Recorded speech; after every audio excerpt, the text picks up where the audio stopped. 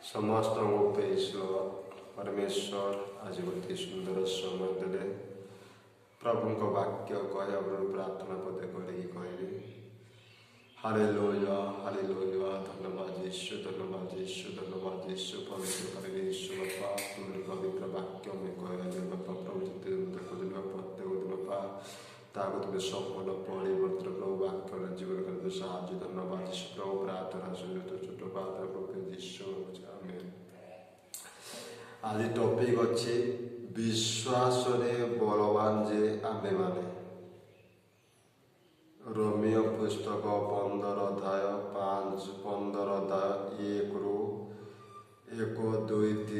1ରୁ 3 ପର୍ଯ୍ୟନ୍ତ କହୁଛି, ବିଶ୍ୱାସରେ ବଳବାନ ଯେ ଆମ୍ଭେମାନେ ଦୁର୍ବଳମାନଙ୍କର ଦୁର୍ବଳତା ସହିତ ଆମମାନଙ୍କର ଉଚିତ ଆଉ ନିଜ ସୁଖ ଚେଷ୍ଟା ନ କରି ଉଚିତ ନୁହେଁ।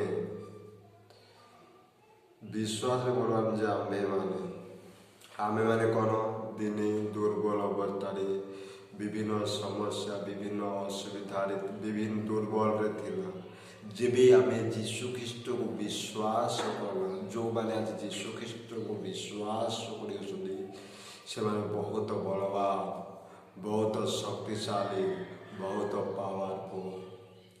ଆମେ ବଳବାନ ହେଇଅଛୁ। ଖ୍ରୀଷ୍ଟକୁ ଯେଉଁମାନେ ଆଜି ପାଇଅଛୁ ଆମେ ଦୁର୍ବଳ ନାହିଁ। ଆଜି ଆମେ ଅନେକ ଲୋକ କହିପାରନ୍ତି କେବଳ ବିଶ୍ୱାସରେ ବଳବାନ ହେଇଅଛୁ। ହାଲେଲୁୟା। ତାପରେ କ'ଣ କହୁଛି, ଦୁର୍ବଳମାନଙ୍କର ଦୁର୍ବଳତା ସହିତ ଆମମାନଙ୍କ ଦୁର୍ବଳତା ସହିବା ଆମର ଉଚିତ। ଯେଉଁମାନେ ଦୁର୍ବଳମାନଙ୍କୁ ସହିବା ଆମର ଉଚିତ। ଦୁର୍ବଳମାନଙ୍କୁ ଆମେ ସହାୟ କରିକି ତାହାକୁ ଉତ୍ତମରେ ଆମେ ତାହାକୁ ସାହାଯ୍ୟ କରିକି ତାହାକୁ ବଳ ଦେବାର ଧୈର୍ଯ୍ୟ ସକାଶେ ସହିବାର ଅଛି। ତାପରେ ଯାଇକି ସେମାନେ ଆମମାନଙ୍କୁ ଦେଖିକି ଆମେ ଯଦି ତାହା ଦୁର୍ବଳ ଥିଲେ ହେଲ୍ପ କରିବା ସହିବାର ଅଛି। ତାହାକୁ ଯିଏ ଦୁର୍ବଳରେ ଅଛି, ଯିଏ ଅସୁବିଧାରେ ଅଛି ତାକୁ ଆମେ ସାହାଯ୍ୟ ଦେବାର ଅଛି। ଆମ ପାଖରେ କିଛି ନଥାଉ କିନ୍ତୁ ପ୍ରଭୁଙ୍କର ବାକ୍ୟ ଦ୍ୱାରା ପ୍ରଭୁଙ୍କ ବିଷୟରେ ଯୀଶୁଙ୍କ ବିଷୟରେ ତାହାକୁ ଶିକ୍ଷା ଦେଇକି ଆମେ ସାହାଯ୍ୟ କରିବାର ଅଛି। ତାପରେ କ'ଣ ଲେଖାଯାଏ, ଆଉ ନିଜ ସୁଖ ଚେଷ୍ଟା କରିବା ଉଚିତ ନୁହେଁ। ଯଦି ଆମେମାନେ ପ୍ରଭୁ ଯୀଶୁକୁ ଜାଣିଅଛୁ ନିଜ ସୁଖ ଚେଷ୍ଟା କରିବା ଉଚିତ ନୁହେଁ। ଆମେ ନିଜର ସୁଖ ଚେଷ୍ଟା ନିଜର ସ୍ୱାର୍ଥ ଚେଷ୍ଟା କରିବାର ଉଚିତ ନୁହେଁ।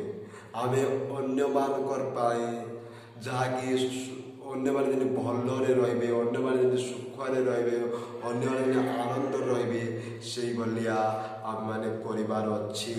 ଯେହେତୁ ଆମେ ଖ୍ରୀଷ୍ଟକୁ ଜାଣିଅଛୁ, ଖ୍ରୀଷ୍ଟ ଯେମିତି ଆମମାନଙ୍କ ଲାଗି ଆସିଥିଲେ, ଆମମାନେ କେତେ ନାଇଁ କାର୍ଯ୍ୟ କରିଛନ୍ତି, ଆମମାନେ କେତେ ନାଇଁ ମହତ୍ୱପୂର୍ଣ୍ଣ କାର୍ଯ୍ୟ କରିଅଛନ୍ତି, ସେଇଭଳିଆ ଆମମାନେ ପ୍ରଭୁକୁ ଜାଣିଅଛୁ। ଅନ୍ୟମାନଙ୍କର ଚେଷ୍ଟା କରିବାର ଅଛି। ହାଲେଲୁୟା। ତାପରେ ଆମେ 15:2 ଆସ ଆମେମାନେ ପ୍ରତ୍ୟେକ ଜଣ ଆପଣା ପ୍ରତିଭା ନିଷ୍ଠାର ମଙ୍ଗଳ ସାଧନ କରିବୁ, ତାହାଙ୍କର ସୁଖ ଚେଷ୍ଟା କରୁ।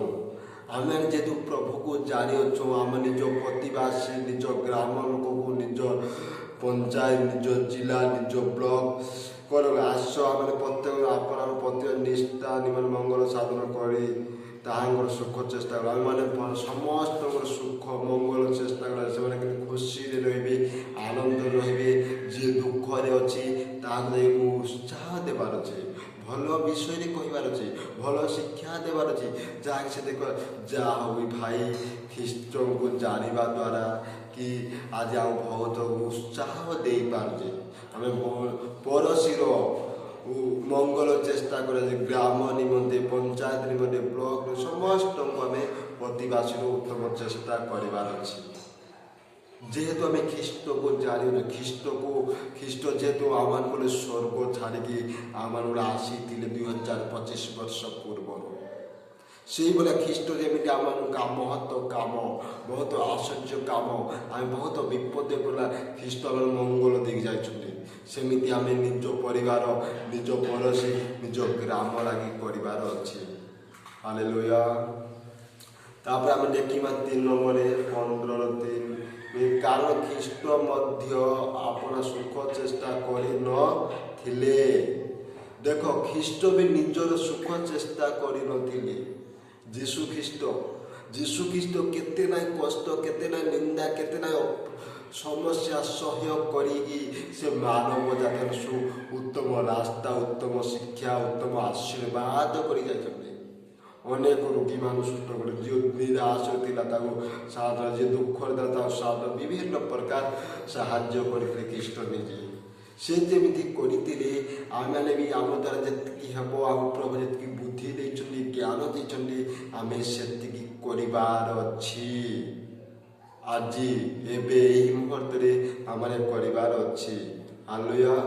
କିନ୍ତୁ ଯେପରି ଲେଖା ଅଛି, ତୁମ୍ଭେ ନିନ୍ଦକ ନିନ୍ଦା ମୋ ଉପରେ ପଡ଼ିଲା। କିନ୍ତୁ ଯେପରି ଲେଖା, ତୁମ୍ଭ ନିନ୍ଦା ମୋ ଉପରେ ପଡ଼ିଲା। ଯେଉଁମାନେ ଆଜି ଆମମାନଙ୍କୁ ନିନ୍ଦା କରୁଅଛନ୍ତି, ଆଗକୁ କରୁନାହାନ୍ତି, ଯୀଶୁଖ୍ରୀଷ୍ଟ ନିନ୍ଦା କରୁଅଛନ୍ତି। ଯୀଶୁଖ୍ରୀଷ୍ଟ ଯେହେତୁ ଯୀଶୁ ନିଜର ସୁଖ ଚେଷ୍ଟା କରିନଥିଲେ, ଆମମାନଙ୍କୁ ଯେତେ ନିନ୍ଦା, ଯେତେ ତାର ଯେତେ ଅସୁବିଧା ହେଲେ ଆମମାନଙ୍କୁ ଉତ୍ତମ ଭାବରେ ଅନ୍ୟର ଉପକାର କରିବାର ଅଛି। ଯେହେତୁ କ'ଣ କହିଲା, ବିଶ୍ୱାସ ବଳବାନ ଯେ ଆମେ ବିଶ୍ୱାସ ଆଜି ବଳବାନ।